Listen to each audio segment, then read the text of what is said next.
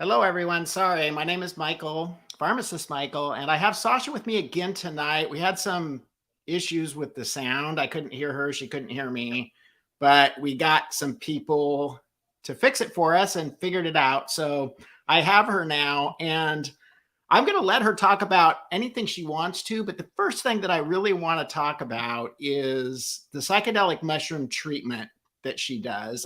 I've got some questions about that, particularly how she picks the people to do this, what goes into. I mean, do they have to sign waivers? How do you prepare them for what's about ready to happen to them? What happens if something goes wrong?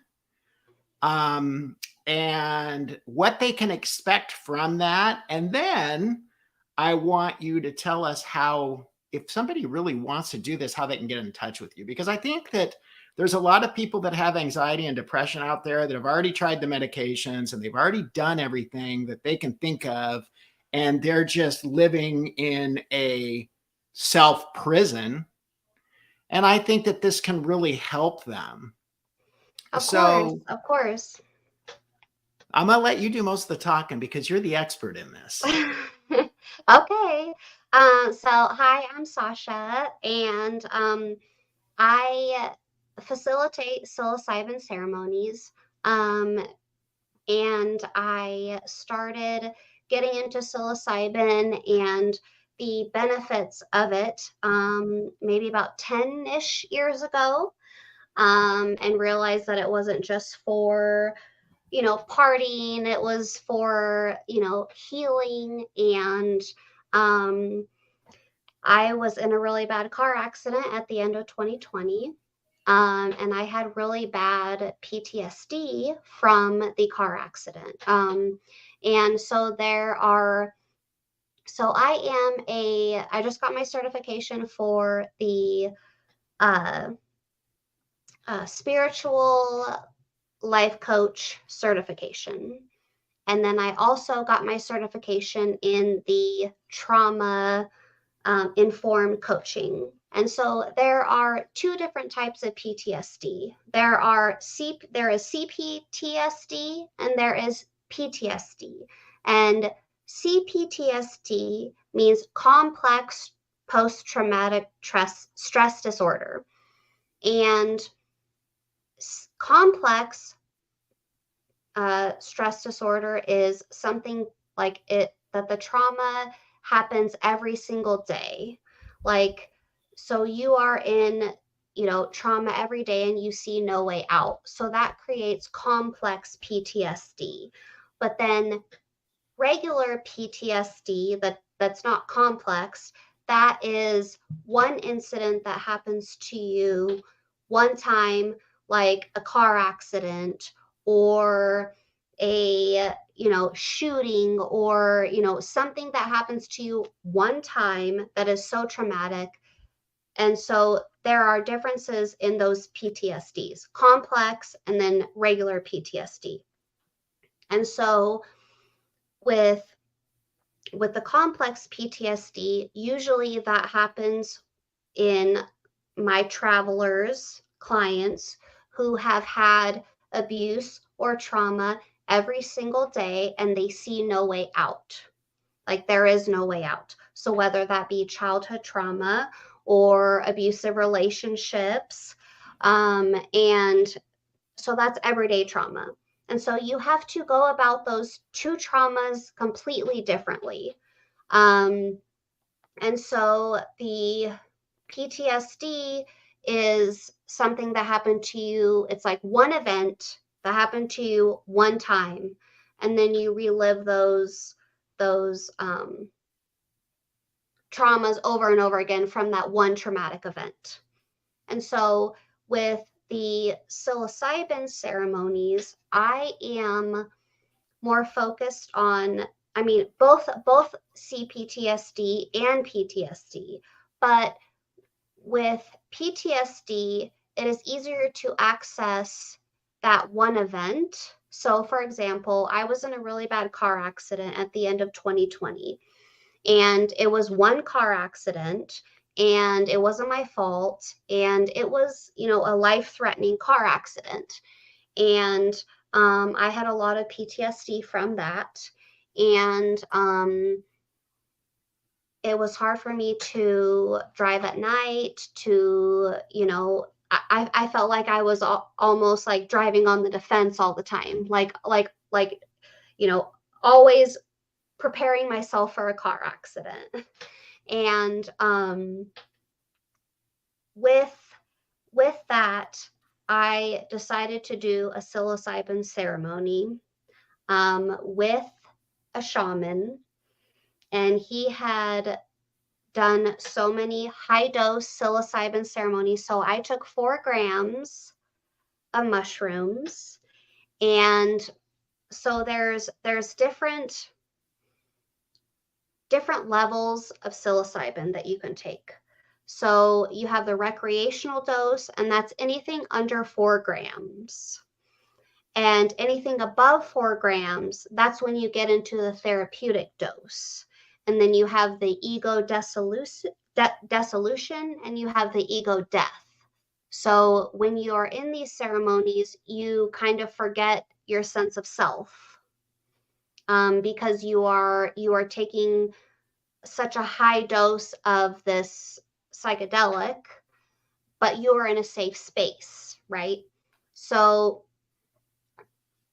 I had these 3 integration intention setting appointments, and I told the shaman that I wanted to work on my car accident, like I wanted to access that whenever I was in this ceremony. And because I couldn't drive at night, and I was just driving like this, like with my shoulders up, and I was so tense, and I was, even though nothing was happening to me, I was still in that fight or flight mode when I was driving. And so that's not a normal way for someone to live. And so I wanted to, I guess, relive it. And I know some people may think that that's crazy, to like dive into your trauma, like, and relive it. But honestly, like, that is the only way. That is the only way to deal with your trauma, is to relive it, but in a space where you are safe. And so I had the shaman play the song, the very song that was playing during my car accident. And at the height of my ceremony, and he played the song, and all of a sudden I was driving my car. And I was in the car, and I relived the entire car accident. I saw the car coming, and I saw me driving, and then I relived the whole thing, like, screamed and cried, and like, then the song kept playing on.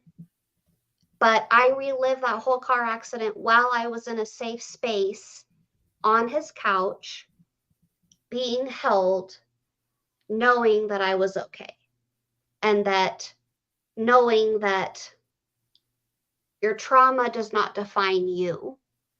Your trauma is just something that happened to you. And after the whole ceremony, when I was coherent enough to understand what he was trying to tell me, so the song during my car accident, it was like 4 minutes long, maybe a little over 4 minutes long. And my car accident took less time than that entire song lasted. So maybe my car accident and everything that I went through, like the life and death situation, was less than 4 minutes. It was 2 minutes long. And when you're living that trauma and you're in there and you're fighting for your life, that, that really seems like a long time. but it was only 2 minutes. And he let the song play because he didn't know, he didn't know how my car accident was and how, if it lasted the whole song or not. And by the end of the song, I was, almost laughing because I was like, wow, like my car accident, like the whole thing of me being trapped in my car and thought I was going to lose my life, and the car filling up with smoke and me being trapped in there and having no way out, like that lasted less than a song that was 4 minutes. So like going through all of that, and so after he played the whole song, then he played a really beautiful song afterwards that was like it was a field, and then all of a sudden these flowers started blooming, and it was like refreshing and so like calming, and I was safe. So it's like I feel like you have to be able to relive that trauma. Now that I've done this trauma informed course and I have my certification, I believe, and I strongly believe, the best way to deal with your trauma is to relive it in a way where you can relive it while you are being held and while you are safe. Um, and I can thank psilocybin for that. So did he do anything while you were experiencing, I mean, while you were in this state and he was with you, what was he doing? Just sitting across the room, Okay. watching me. So when you run these ceremonies, what do you need to know or do you need to know what the trauma was? Do you need to know? Yes, Okay. yes. But I do not want to interfere with the medicine and what the medicine is trying to tell that person, because Right. the goal is to have them experience that trauma in a place where they feel safe and held and loved in order to get over that trauma. Okay, so Kat's saying, and I think this is something that a lot of people out there are going to think. She says, I would Yep. not want to remember my trauma. What do you say So to that? most people don't want to remember their trauma, and that is called avoidance. And if you keep avoiding, then essentially you're pushing that trauma down. And so, yes, it's uncomfortable to relive that. And yes, it's uncomfortable to revisit that. But it is very essential and it's a very key part of your healing to relive that and to see your trauma as the person that you are now, or as the person that you want to be, like as an outsider, right? Because when you're in the trauma, you don't really see it because you're in it. But as time has passed, you can actually observe yourself from afar, like as an outsider's view. And so then you have a wider range of thought, and you're also reliving it in a way where you are held and you're safe. Like you're not being thrown in the car accident again. You're not being thrown into the trauma again. Your mind is just reliving it because your mind needs, because when essentially in the initial trauma, when you have that trauma, your brain is in a state of shock. And so your brain cannot process what you are going through when you're in a state of shock, because your brain is in an irrational fight or flight state. And so for you to be able to revisit that when you are in a place like this, in a setting like this, where you are loved and you are safe and you are supported, that helps you get over your trauma. So did this work for you right away? Yeah, it really did. Okay. So Yeah. what was what were the differences in your symptoms from before you had this done and right after? So before I had it done, whenever I had my car accident, it was the nighttime, and it was completely like it was out in the middle of nowhere. So it was pitch black. So I had a lot of trauma around driving at night. And then I also had a lot of trauma around people coming up on me, like on my right side, um, in traffic, and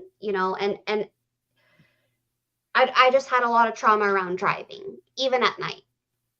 And so that was one thing that, I needed to get over. Like, I'm an adult, I have to drive at night. Like, I can't just stop living my life because I got in this car accident and now all of a sudden it's nighttime and I can't drive anymore and I can't go see a movie with my friend at 8 o'clock at night because, oh, I'm sorry, I can't drive because I got in a car accident and I'm scared. Right. Like, I didn't want it to hinder my life anymore. And I was like, I was over it. And so, um, oh, this question, do you want me to ask that? Do you want me to answer that question? Yes. That's Okay. I'll put them up there when they Okay. pop. Okay, I saw it. So Janet, I was a business owner and I had the Busy Bee company and I would clean houses and mainly, and then I would dog sit, house sit, cat sit, babysit. I would run errands for my clients. Like, I was called the Busy Bee, so I did everything for my clients. Gardening, meal prep, just kind of like a personal assistant, but not on like a financial aspect of it. So Okay, go ahead. So then after the ceremony, all of a sudden you didn't have these fears of driving at night anymore? I mean, it just went away? well, I had one of my partners had me follow him up the mountain in the night. Okay. And so, like, as long as I knew that he was in front of me, and I was behind him, like, that kind of like helped my fear of that, because in the mountains it's dark, Right. and there's no lights. But it definitely like made me feel like that was just something that happened to me, and that it doesn't define who I am, and I'm okay. Like, people have car accidents all the time, Right. and they deal with a lot worse than what I've had to deal with. Like, like I had a photo shoot today with a gentleman, and he has a um, fitness apparel for women, and it's called Treadmill Life, TML, Treadmill Life. And he works with Craig Hospital, and he goes and volunteers and helps out people that have been in traumatic car accidents or accidents and helps them out. And so I'm trying to work with him in order to spread the word and, know that you're not alone, like, in these traumas. And the thing about hospitals, like rehab hospitals, they don't really like deal with the mental toll that it takes on you when you go through these traumatic experiences and the car accidents. Like, they're more worried about your physical being. Like, they don't take into consideration your psyche after that, and the nightmares that you have, and the PTSD that all comes from that. And so, if I could get in and help these people and realize that, your trauma does not define you, and these psilocybin ceremonies help deal with traumatic experiences like those. Okay, so if somebody decides they want to try this, walk me through the steps that they need to take to make this happen. Okay, so I have a a booklet that I give out to my clients, my travelers, what to expect after you booked a psilocybin ceremony. Usually I, kind of get to know them beforehand and to see if they've even, consumed any of these psychedelic medications or anything. And so um, this whole form kind of explains, what to expect. And, you will experience emotional swings. Um, and, personal experiences will vary. Um, but you have to be aware of your mental state. So when you're doing a psilocybin ceremony, it is based on set and setting. So your mindset and then the setting that you are in. So you have to be aware of your overall mental state before the trip, and your mood on the day of the trip. And there are never such thing as bad trips. Like, you hear people, they say, "Oh, I had a bad trip." Yeah. No, you had a challenging trip. That bad trip that you were meant to see is something that you need to see, and it's necessary. And so it's you can have sadness and conflict about it, and it may feel heavy and it may feel complicated, but you if you feel like it's a bad trip, it's because that's something that you need to work on. And so psilocybin is the only psychedelic that has a short attention span. So if you are having a difficult time, and I can see that, I will change the music and kind of heighten your mood, and it will change just like that. Like, psilocybin is the only psychedelic that will flow with the music. Like, it's amazing how whenever I meet with my clients, my travelers, I have 3 intention setting appointments before their ceremony. And during those intention setting appointments, I get to know them and I get to find out what their traumas are, and I get to find out what they want to work on during their ceremony. And I create a personalized playlist catered to them and what they need to work on during their ceremony. What's that? Why is what necessary? Yeah, I'm not sure what she's asking about either. Janet, why is what necessary? I'm sure she'll Yeah, clarify. yeah. Go ahead. And so, usually people that come to me, they're not at a good place in their life. They're not at a happy place in their life, and they've kind of exhausted all other avenues. And so they come to me, and,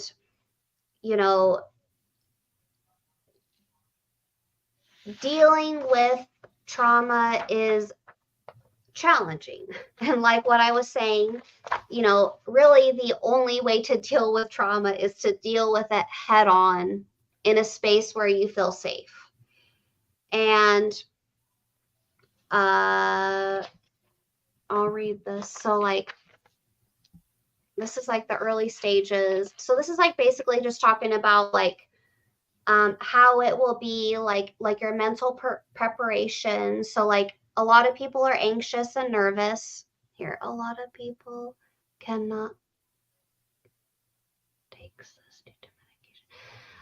So actually it really depends on what kind of medication that you're on. I haven't really had any negative effects. The only thing is that you have to be aware of the SSRIs like Prozac, Paxil, Zoloft, MAOIs,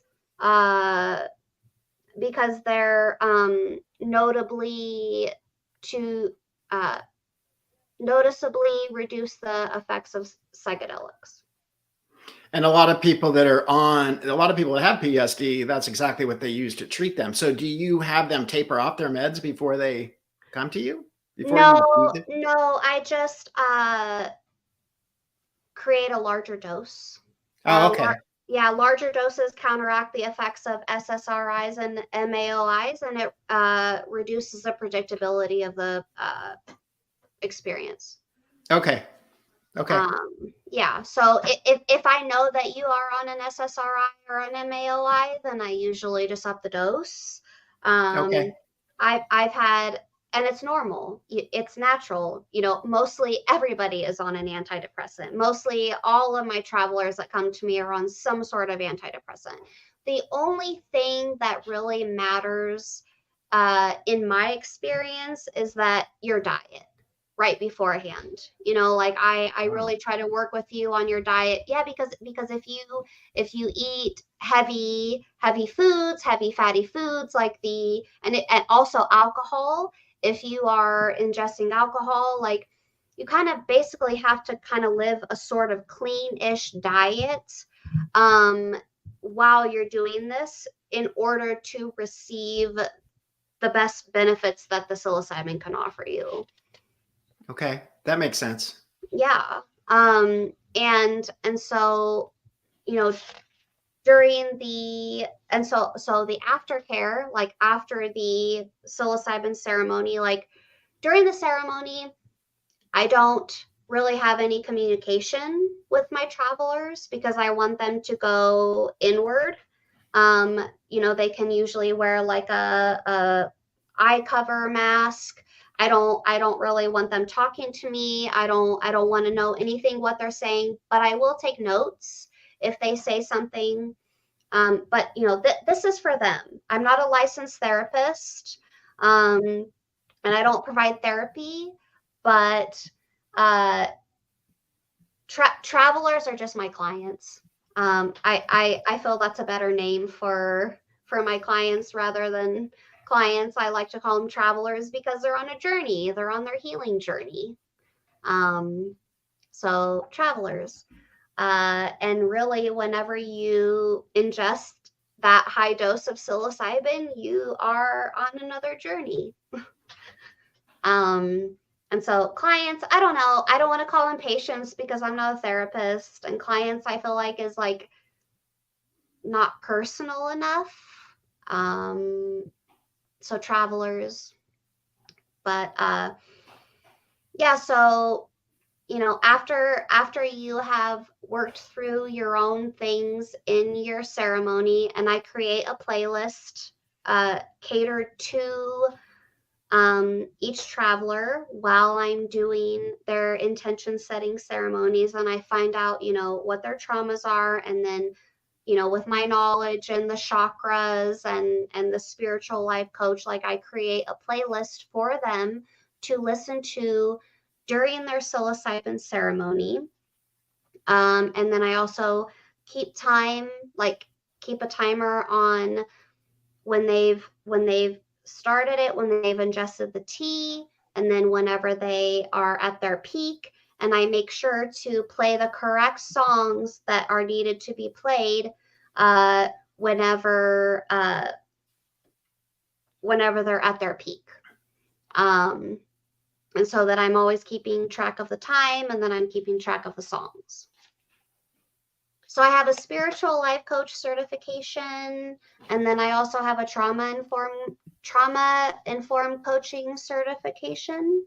And then I have done a lot of personal training, like personal ceremonies with 2 different shamans, like with my own work, like with my own car accident. This is my psilocybin tattoo. where I relive my own car accident. And, you know, I feel like I've met a lot of people. I've done a lot of events and met a lot of people in the psilocybin industry. And I feel like there are a lot of people who are trying to capitalize on it without actually having to take the psilocybin themselves and actually do the work themselves. And so there are a lot of people out there who have had a lot of book training and a lot of, you know, school training, and they read all about everything, but I'll tell you that I will never trust those people until they have actually taken it themselves and done it themselves.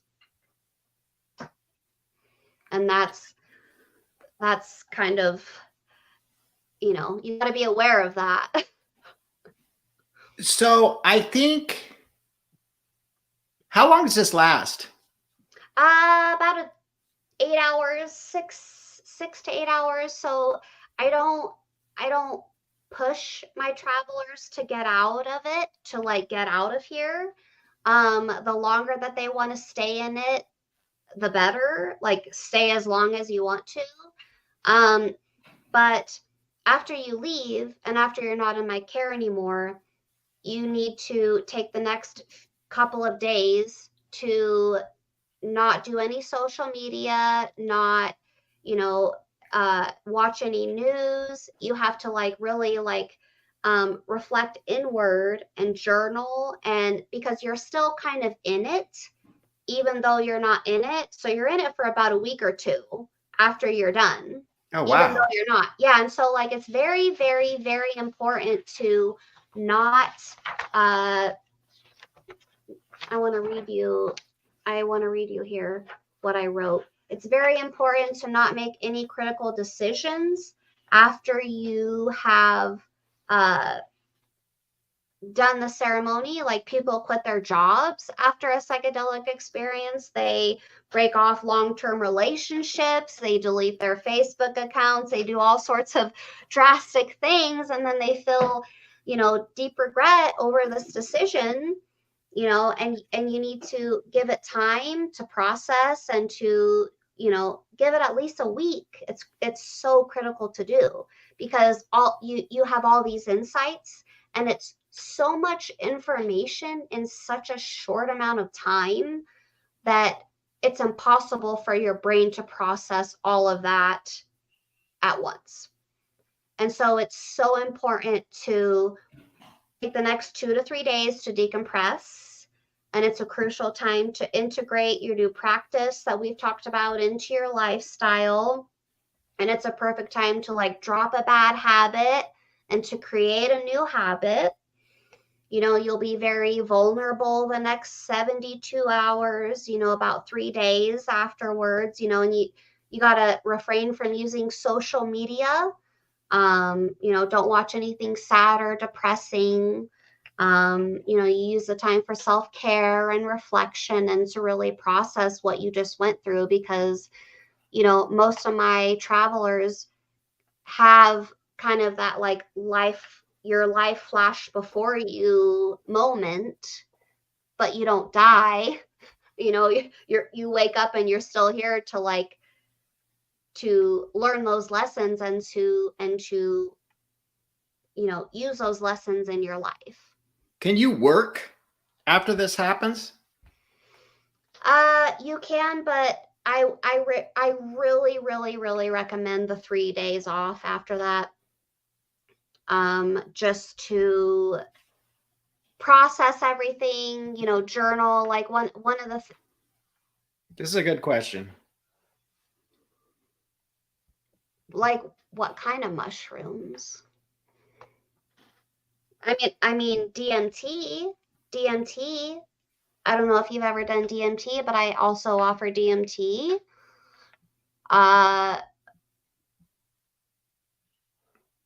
But allergic, all mushrooms?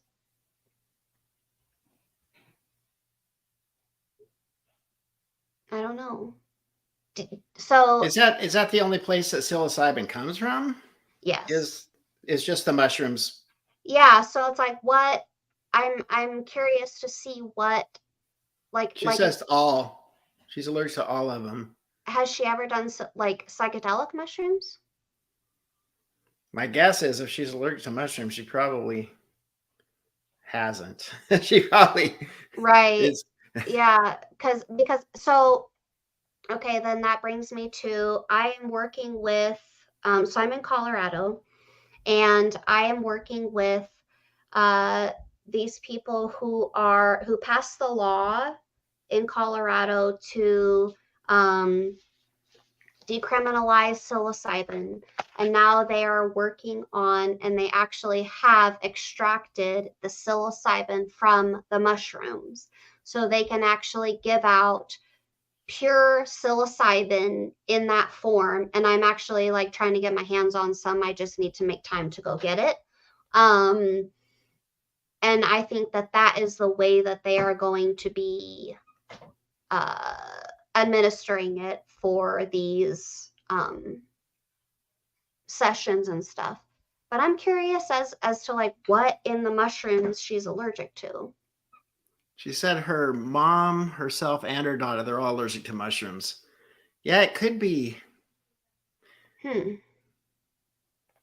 I don't know. I honestly have not came across that. I mean the only two, in my opinion, in my guessing, I think either DMT would be an option or the extract, like Yeah, the pure psilocybin extract.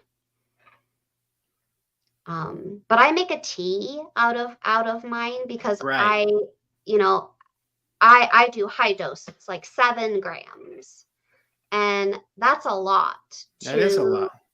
digest in your belly. And Yeah, so I boil the silly out of them, is what I like to say.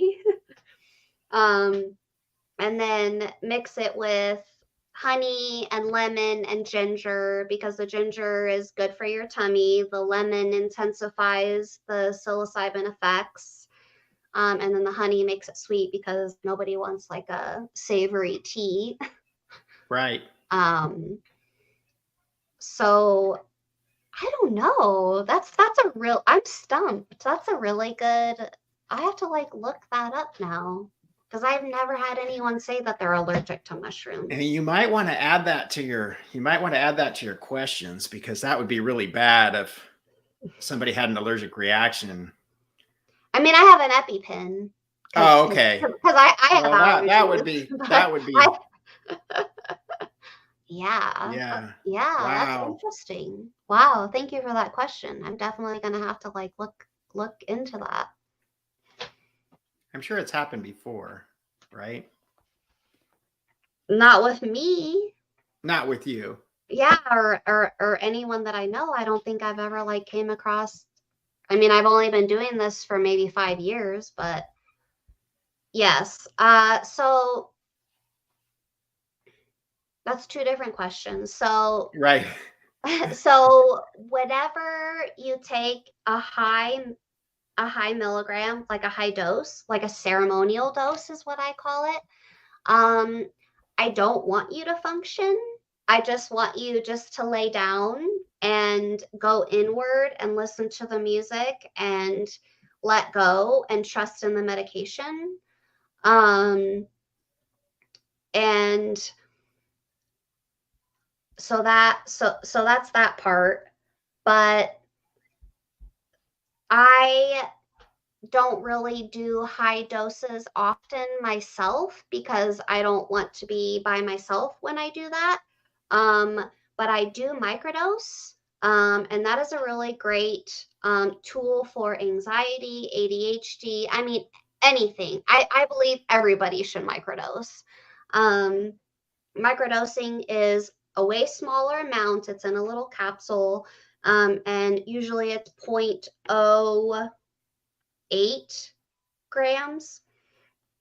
And so it's a small dose. small enough, and the reason why it's called micro is so that you cannot feel it. You don't feel the effects at all. You don't have any visual, you don't feel it at all, but it's working in the background. And for the higher doses, no, it will not, because it's a mushroom.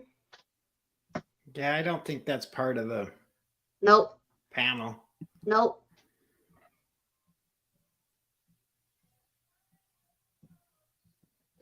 Huh. I need to break right now and go Google this now. I'm so what? I need to write this down to really look it up. I'm writing it down. My guess is there's something in mushrooms that is allergic to people. I don't know what it would be either, but it's probably not the psilocybin. It's probably something else. Yeah. I know a lot of antifungals, mushrooms are fungi. So Right. there's a lot of the antifungals that we use are very highly, it's one of the things that people are allergic to: antibiotics, antifungals. Oh yeah, like amoxicillin, penicillin, right, the antibiotics, but also some of the antifungals too. Wow. People can be allergic to. So wow. Well, yep. Thank you for that. I'm definitely gonna nerd out on that as soon as I get off of here and find out what. So I do. So the microdose. So that's. It doesn't show. You can't feel it at all, right? You said. No. Yeah. The microdoses. Yes. So how often do you take those? And is it like a daily thing? Do you take them twice a day? Is it something that works for depression, anxiety? Yeah, both. So okay. I recommend so mushrooms, you can't get addicted to mushrooms. Right. Because the more you take them, thank you, EWL expert, for that question. So mushrooms you can't get addicted to. Right. And so the more often that you take them, the less they work. So I have done my own experiment, and I've heard a lot of different things. And in my own opinion, I feel like if you take 2 days on and 1 day off, or 2 days off, but 2 days on, but don't go 3 days, because I feel like, so the first day, it's brand new to your system, right? It's new.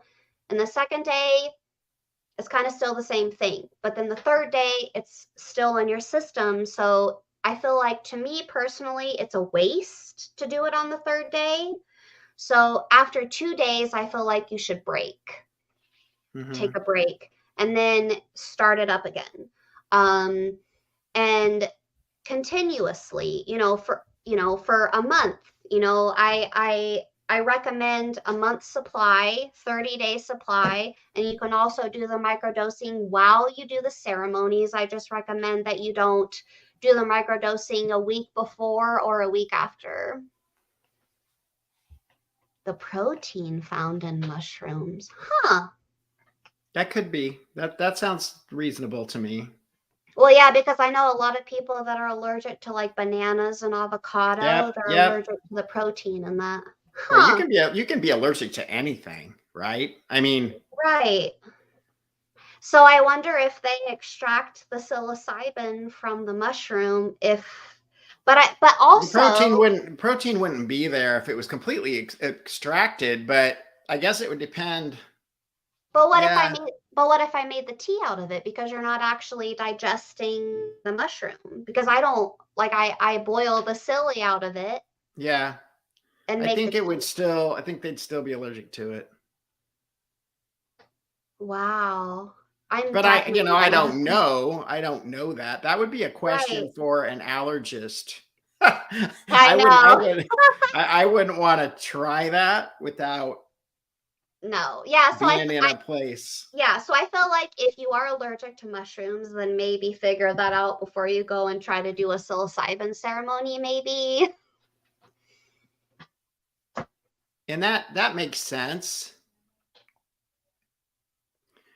And that's what it probably is. Right, Fungus food right, allergy syndrome. right. And so that's another reason why I do not grow my own mushrooms, is because I'm worried about that sickness right there. But Right. if they are grown properly in a proper environment, um, where they cannot uh, get fully fermented, and get like that bacteria and stuff, then I don't know. Something to look into. Yeah, And I'm probably really a curious. question you should always ask people. You should probably have a check mark box saying I am not allergic to mushrooms or something, just to protect Yeah, yourself. right, right. This is an easy one, but I'm going to let her do it. So the psychedelic mushrooms causes you to see like psychedelic visions, like versus like the mushrooms in the store. Like they don't have any psychedelic properties. There's like so many different species of mushrooms. And the ones that do not cause psychedelic properties are the ones that are in grocery stores that you can eat, like portobello mushrooms or white mushrooms or cremini mushrooms, or umami. Like those do not have psychedelic properties. But the mushrooms that have psychedelic properties are like the golden teachers or the penis envy mushrooms. Like those have psychedelic properties in them. Like there's so many different species of mushrooms. And the bottom line is they have psilocybin in them, and the other Yeah, ones don't. of course, So yes, the yes, psilocybin is a drug or a chemical that makes you hallucinate. yeah, But now they're finding that the properties of psilocybin go more than just hallucination. It's kind of like the ketamine thing, sort of, right? I mean, you could use them right. as something to make you high, but they can also be used for other things that are beneficial. And I know Oregon is a big, I mean, they're legal here too. And I know there's a lot of people that are working to make this. There's been a lot of studies on this. There's a lot of literature on it, actually. There is a lot out Yep, there on yep. this. For a long time, and I have a book actually. If you hold on a second, I'll grab it. Okay.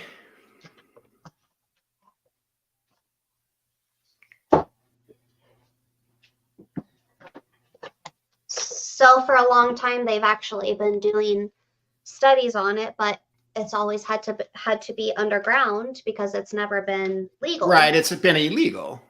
Yeah. So Yeah. here, if you want to know more, here is a really good book. Your Psilocybin Mushroom Companion. I know it's backwards, isn't it? Backwards. An informative, easy to use guide to understanding magic mushrooms, from tips and trips to microdosing and psilocybin therapy. Oh, wow. I may have to get that and read it because I'm definitely How do you know which ones are Backwards. which? Oh, hold on. My computer did something really weird. What? I mean, They look different. yeah, you buy the non-psilocybin mushrooms in the grocery store, and then the psilocybin containing mushrooms you have to buy from like a shaman or get them like, I had friends in gifted. college that went out and actually picked the little Liberty caps, and they just look different. They look different Yeah, than what you can see in the store. So you can yeah, tell. they're actually, I think, more colorful in my opinion. They're more colorful. If you want, Janice, I can send you some pictures of the psychedelic mushrooms versus the portobello and the white mushrooms. But And I can also tell you that you really have to know what you're doing when you pick mushrooms in the wild, though, because if you eat the wrong one, you can die. yeah, and there's literally like 300 different species of mushrooms or more. Right. There's like so many different types of mushrooms. And so if you don't know, then just avoid it. Yeah, You don't don't do know. it because they're super poisonous, some of them. Yeah, and they're not even psychedelic poisonous. They can Right. just kill you. Yep. Yes, you find them in the Like wild. In fact, the like Liberty those. caps. Like those. Yeah. Yeah. Those will kill you. Oops. Those will kill you. I know, like the Liberty caps grow in fields with cows. Yep. They grow on Yep. cow crap. That's where they grow. I mean, that's where they are. Yep. Right. Yep. So this apparently where I live right now, and I just found this out this last week. I didn't even know this, but this is one of the highest places where they grow naturally anywhere. And I think it's because there's so many cows on the coast of Oregon and it rains so much. Mushrooms like moisture. Yep. And it's the right temperature so they can't dry out. Yep. And I think, it's just one of those things that you probably wouldn't find them growing in Phoenix because it's too hot. Right. Right. And Yep. Denver's probably a lot. It's drier there, but they probably do grow there too. Yep. Yeah. So, well, and the people that I get my mushrooms from to do my ceremonies, they actually grow them in their own house. oh, okay. So they have like a controlled area and they get the spores, because it's legal in Denver now. It's Right. decriminalized. Right. Just like same, Oregon. Same with Oregon. Yep. Yeah. Same thing here.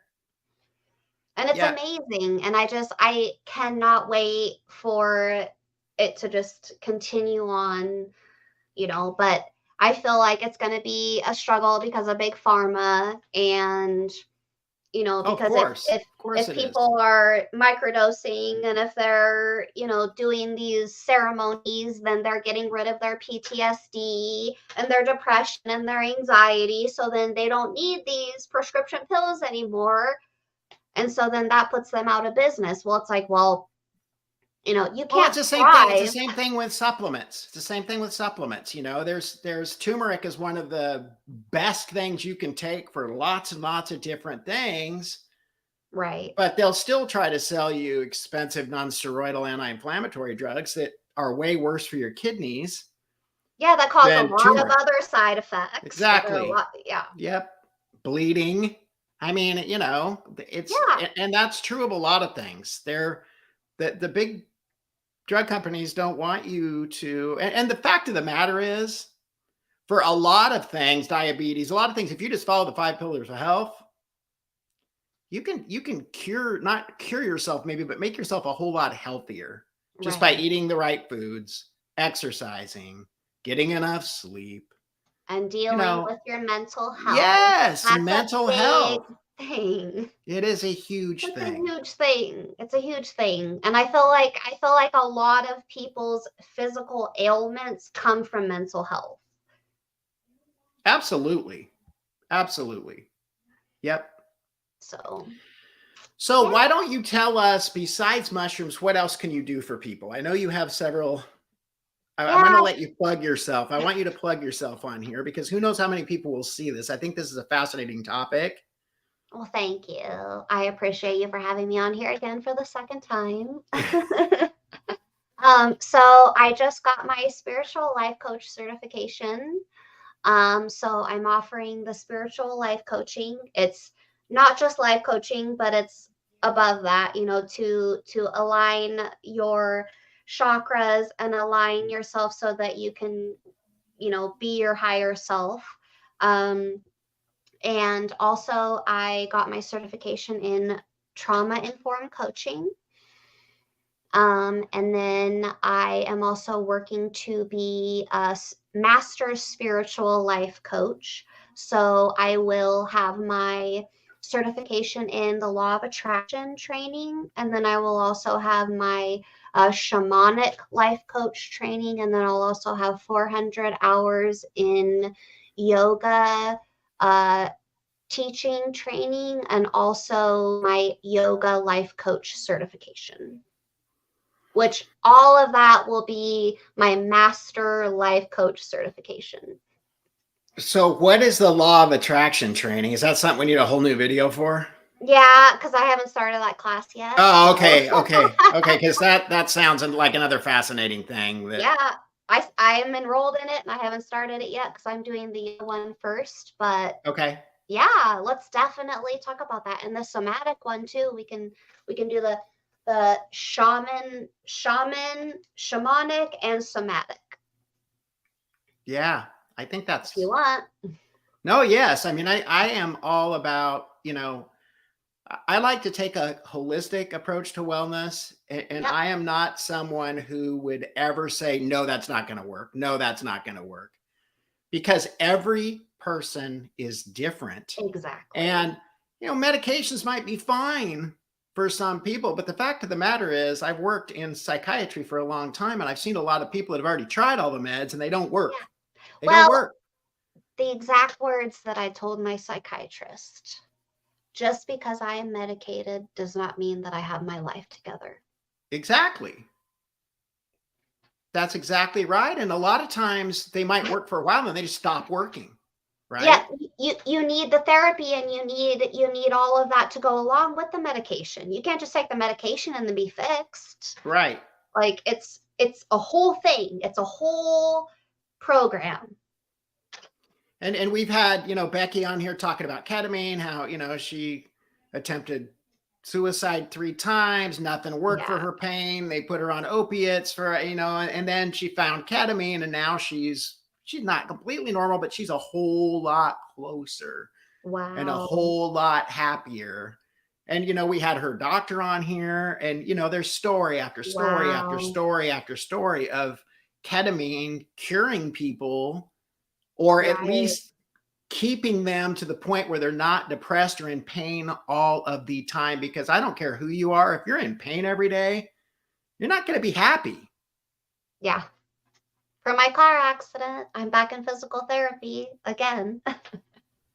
But Yep. I really fully believe in these alternative treatments as long as you have the support behind it, Yep. before it, during it, and after it. Because I know some people who have done the ketamine treatments without the therapy. And it's like, oh, it's not helping me. I'm just doing ketamine. Well, yeah, you're just doing ketamine.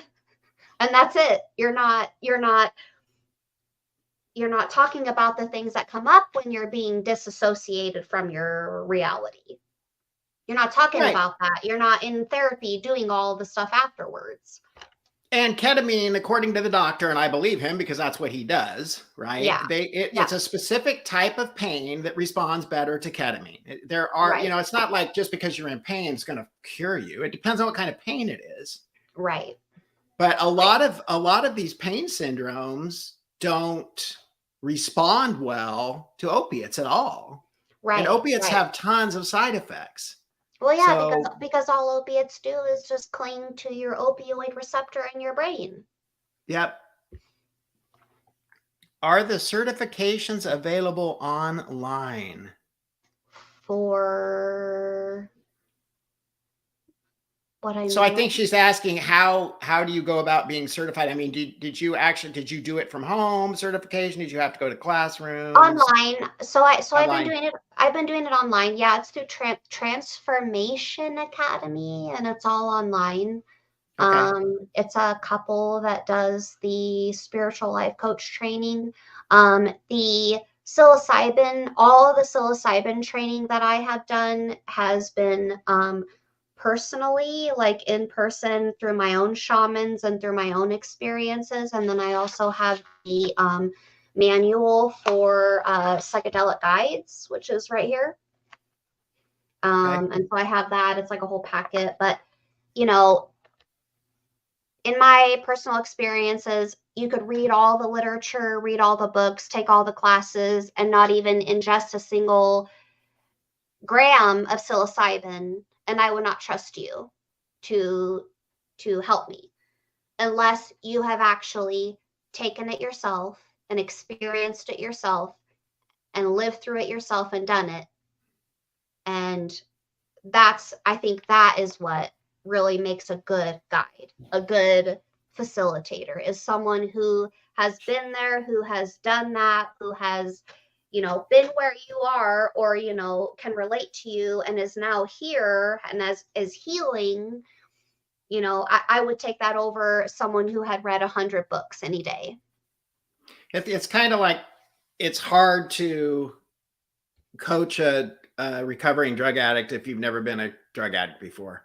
Yeah. It's just hard to do that because, you might want to help them really bad, but they probably aren't going to trust you, first of all, because you don't know what it's like. Right. And almost it's not relatable. right. It's easier to open up to someone who is relatable to you. Exactly. And most people who run those types of places are recovering addicts themselves. Almost all of them, I think.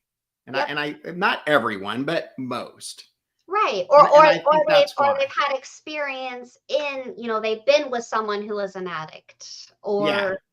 They've lived that life, dealing with an addict. And so it's Right. like, if you're not living that life and you're not experiencing that for your own self, like, who are you to tell me how to live my life? Yeah.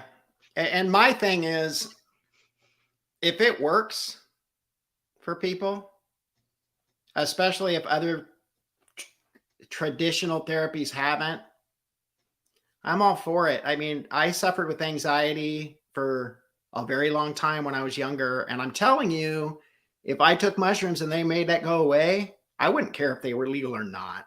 I wouldn't Right. have cared at that point because I was convinced that I was going to die most days of my life. And Wow. it's just a horrible. And back then, this is the only SSRI that was available was Prozac. We didn't even have the other ones. They weren't even using antidepressants for anxiety yet. I mean, this is way back. My gym teacher called me Prozac. because who wants to wake up in the morning and go run? He's like, yeah, you better run, Prozac. And I'm like, yeah. Wow. Yep. So, I mean, that's what got me interested in psychiatry, was the fact that I went from the top of the pharmacy class to somebody who could barely even sit through class because I was so stressed out all the time. How did you get rid of your anxiety? Well, it took years. I mean, I got lucky. Nobody knew what was wrong with me. This is way before this was a regular thing. People back then, they had no idea. But I happened to find a doctor who had panic attacks when he was in medical school. Wow. And they gave me Xanax, which is what they did back then. Yeah. And I took it, and of course it made it go away, but I couldn't really function on it. Right. And I carried that bottle away. I remember I carried that bottle with me for years after I didn't ever need it anymore, because just having it with me made me feel like I wouldn't die, because if it happened, I could just take one. And I mean, these things started disintegrating. They were so old, but I kept them with me all the time.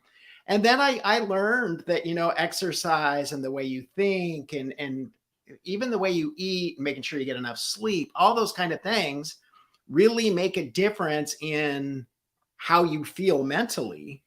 Right. Spiritual things, and I just, through time, learned how to deal with stress and anxiety. Just learned to deal with it. So it wasn't something that happened overnight, for sure. Right. And I spent 4 years in an office with a bunch of therapists. I probably learned more from them than I have from anybody else. I mean, I had musical therapists, I had art therapists, I had occupational therapists, dance therapists. All of them were in the same office with the pharmacist.